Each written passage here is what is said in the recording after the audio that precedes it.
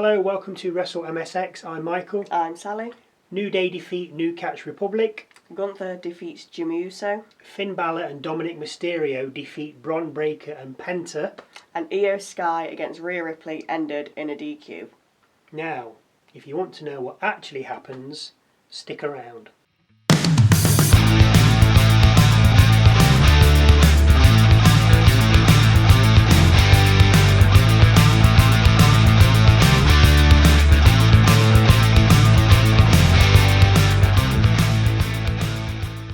Cena eats a Cross Rhodes. Gunther tastes blood, but it's not his own. And Sky, Ripley and Belair are almost definitely heading for a triple threat at WrestleMania. Out first, John Cena, but before he had a chance to complain, moan and repeat himself, which he has been doing, Cody Rhodes came out for the save and entered the ring. We got the usual sing-along, Cody Rhodes. Cody, sporting a blue Peter badge, a UK children's TV show, if you didn't know, put himself down to save Cena, citing Cena will be facing Stardust at WrestleMania. You cared about me, you cared about them, Rhodes said, meaning the crowd. Tell them why. I'm not going to cook you, said Cena. I'm going to bury you. I bury mediocrity. Rhodes with the belt disgusts Cena, adding that he's too polished and too perfect and a big, confused blob. Rhodes said, maybe you're right, maybe I was chosen, saying the fans chose him, before asking Cena if he could say the same, or was it one guy in an office that chose him, who's not here anymore and who we don't talk about. I wonder who that is. Rhodes referenced Cena selling out to The Rock, but said that Cena is still his hero, but also a piece of shit. Cena said no one's been worthy to put him in the ground and never left, saying he's always been here. He told Cody he had to leave because his best wasn't good enough to wipe his, behind. See you at WrestleMania, Cena finished with as he left the ring. As he got to the apron though, Cody called, John. Cena stopped, with Cody then saying, never once have the audience ever chanted at me, you can't wrestle. Which has got to hurt for a wrestler. Cena stepped back between the ropes with Rhodes throwing his mic down. WrestleMania 41 was coming early. The two squared off. Cena smiled, turned to leave, then attacked Rhodes. Rhodes caught him in a crossroads, hit it, pointed at the WrestleMania sign and left. Nearly. Out first, the New Day against New Catch Republic. Tyler Bate is back. New Catch take out New Day by jumping from the ring onto them just as we hit a break. But when we come back, New Day are in control with two count covers.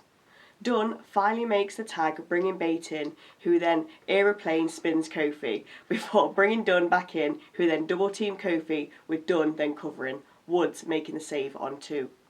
Dunn then joint manipulates Xavier's fingers, but then turns it into an SOS by Kingston, who covers for 2. New Catch then go for a double team, but as Bates tries to launch himself over the ropes, he's pulled down by Kofi, hitting his head on the apron. This then allows New Day to hit Daybreak on Dunn, with Kingston then covering for the win. After the match, Kathy Kelly asks the New Day if the win cements a shot at the tag titles. They say yes, so out come the War Raiders. After a little smack talk, the New Day head off to the back. Backstage we see Jimmy speaking with Jay. Big Jim says he's going to beat Gunther, and at WrestleMania Jay's going to beat him and become world champion. Just before the two parted, Jay told Jimmy to be careful. Foreshadowing. We then learn that Michael Cole and Pat McAfee will be hosting this year's Hall of Fame. Then see Bianca Belair getting a few last minute instructions from a referee before her refereeing debut. If you like what we do, drop us a like. If you really like what we do, subscribe. Back in the ring, and we have Jimmy Uso against Gunther. Jimmy starts with chops, but soon gets thrown out of the ring and tossed around the outside by the ring general. After reversing what was an incoming powerbomb on the outside by Gunther, Jimmy managed to daze the Austrian by entering the ring and then diving out again at him before throwing him back in the ring and trying a frog splash. I say trying because Gunther got his knees up and then climbed to the top rope himself looking for, Well, I don't know. I don't think I've ever seen him come off the top rope. It doesn't matter though, because Jimmy caught up to him and superplexed the world champion back down to the mat before going up top again and frog splashing him. Gunther kicked out on 2. Gunther reasserts his dominance outside the ring, but as we come back from the break, we're back in the ring with Gunther standing over Jimmy. Big Jim slaps the champ though, following up with a super kick or 2 and suplex. Jimmy weighs up a spear but gets caught with a drop kick from Gunther, which he follows with a powerbomb. Gunther covers, but as the ref gets to 2, Gunther himself breaks the cover, looking to punish Jimmy a little more. There's a clothesline, another cover, and another deliberate pin break from the champ. Gunther finally ends the bout by choking Jimmy out. After the match, Gunther's about to leave when he feels he's not quite done with Jimmy, so applies the choke on Jimmy again. This brings Jay down, who attacks Gunther, but the ring general creates some separation and retreats through the crowd. We hit a break and come back just in time to see Gunther attack Jay as he's helping his brother around the ring. Backstagers head out but soon get dealt with by Gunther, who then zip ties Jay to the middle rope before beating on Jimmy again. Gunther enters the ring with his belt, goading Jay, and then knocks Jimmy off the apron as he tries to get back in the ring. After more goading by Gunther, Jimmy crawls into the ring, and it's only then that we see he's been busted open. Gunther, in no mood for playing, powerbombs Jimmy and then rains down punches and elbows before choking him out once again right in front of Jay, who can only look on. Gunther even wiping Jimmy's blood over his body and tasting it. Eventually, Gunther is talked down and lets go of Jimmy. This was not for kids or those who are faint of heart. Backstage with the Judgment Day now. Oh, we need to pick it up. And the guys all seem to be singing from the same hymn sheet, with Finn saying they're going to show Breakker and Penta that they're a well-oiled machine. Adding he'll bring home the Intercontinental Championship. As the boys head off, Liv turns to Raquel, saying they need to do something about Lyra and Bailey. Tag match sometime down the line. Mm-hmm. Anyway, next up, tag action with Bron Breakker and Penta against Finn Balor and Dominic Mysterio. Carlito, of course, with Balor and Dom. Before the break, we see the technique from Penta and the power from Breakker before Breakker holds down the top rope, allowing Penta to fly at both JD members who'd been tossed out of the ring beforehand. We come back from said break to find Penta getting beaten in the corner and worked over by both JD members. We see 2 of the 3 amigos from Dom as Penta counters and hits a backstabber before tagging in the awaiting Breakker. Dom tags Finn. Bron suplexes Dom and Finn simultaneously before running the ropes and clotheslining Balor. Bron tags Penta back in and then hoists Balor onto his shoulders, with Penta performing what looked like a sling blade to Finn from the top rope and driving him down to the mat.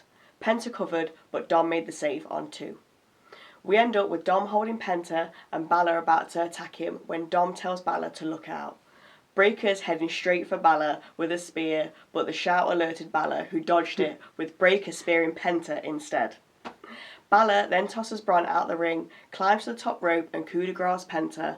Balor follows up with a cover and gets the victory for Team Judgment Day. Backstage we see Chad Gable telling Adam Pearce signing El Grande Americano was a great move, saying he wouldn't mind getting in the ring with that guy someday. Pearce says the LWO wouldn't mind getting in the ring with Gable, but Gable pulls out another sick note, saying he can't wrestle, doctor's orders. Pearce says that's a shame, as next week they'll be back on home soil in Minneapolis. Gable says that's his hometown and he should be fine by then. Pearce says a doctor's note ties his hands, but he has made arrangements for El Grande Americano to wrestle. As Gable leaves, he bumps into Alpha Academy and calls them clowns. Maxine Dupree then asks Pearce if she can talk tag teams. Pearce says of course, thinking she means Otis and Tozawa, but Dupree says she's referring to herself. Nice. We then head backstage with Kathy Kelly about to grab a few words with Bron Breakker when an irate Penta heads over to him. Penta calls Bron stupid, with Bron telling him to watch his mouth before the two can kick off. Backstage hands do their job for a change and keep the two apart. Bravo. Might get paid. In the ring now with AJ Styles, and he's fed up with waiting, so calls out Logan Paul. And there was me thinking Logan Paul was going to call him out.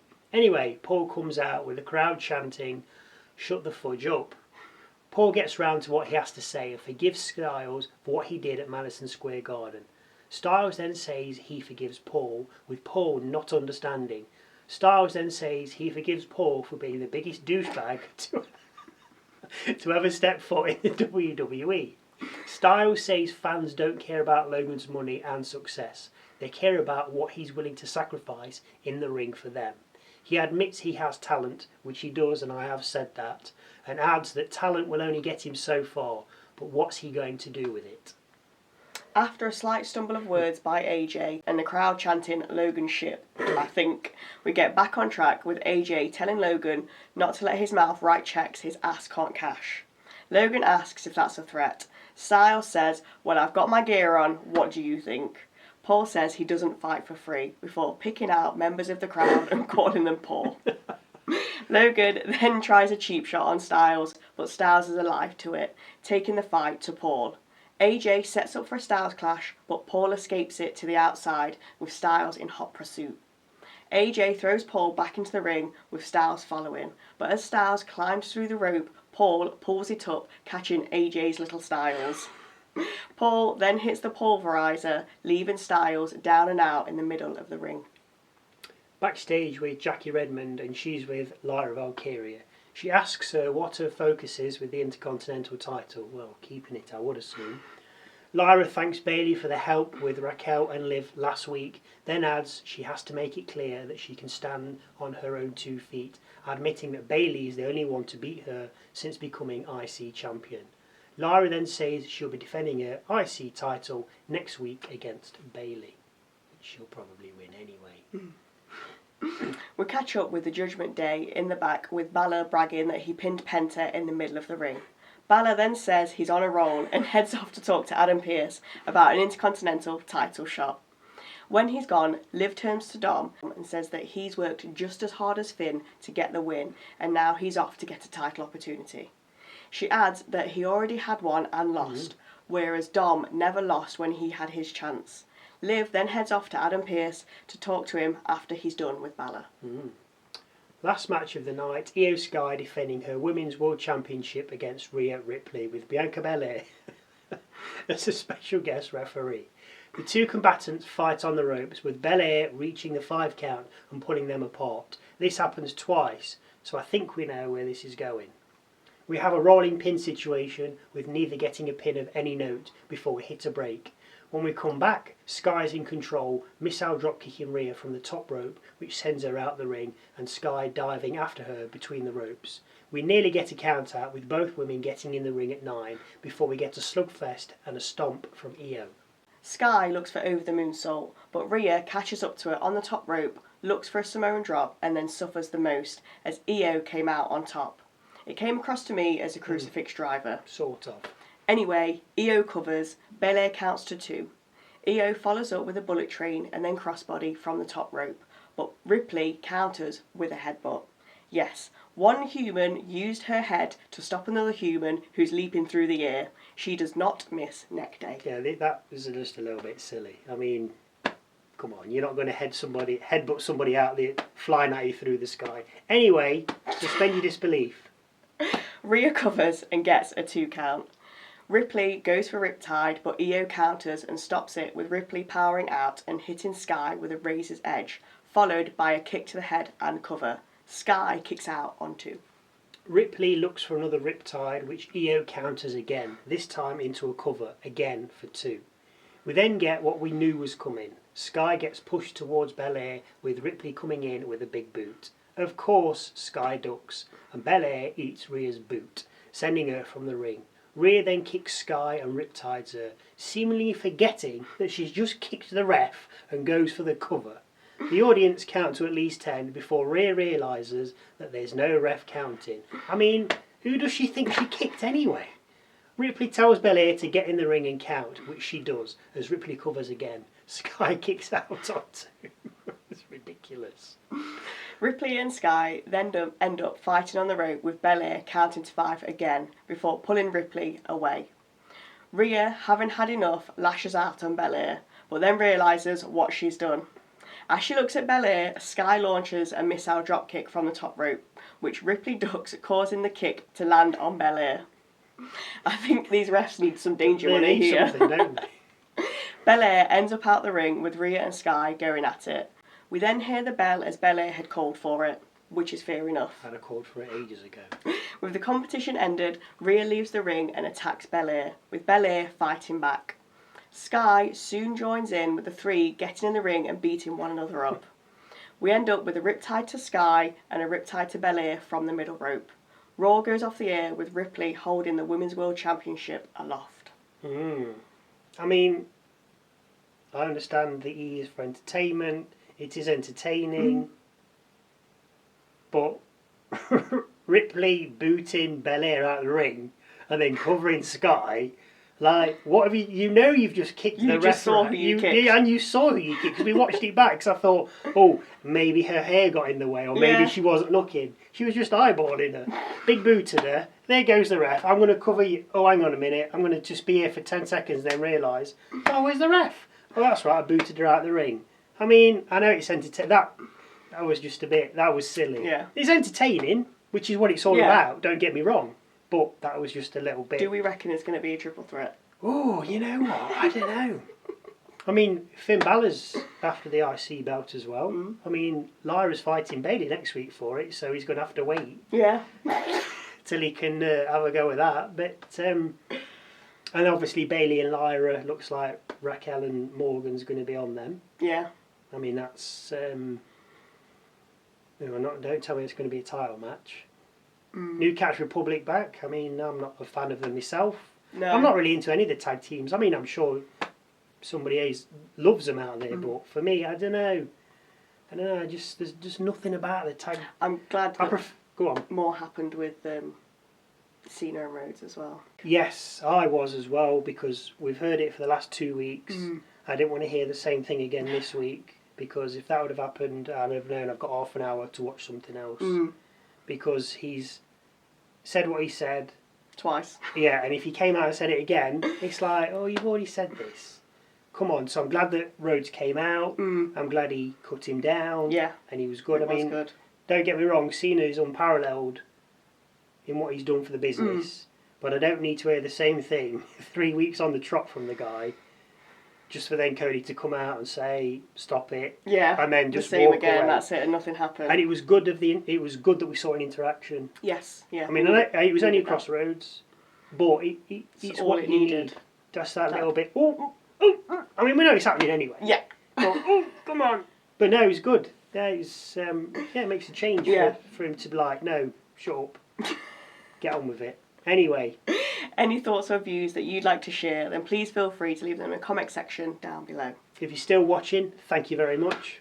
And we'll see you Wednesday for a look at this past week in WWE, and Saturday when we look at SmackDown.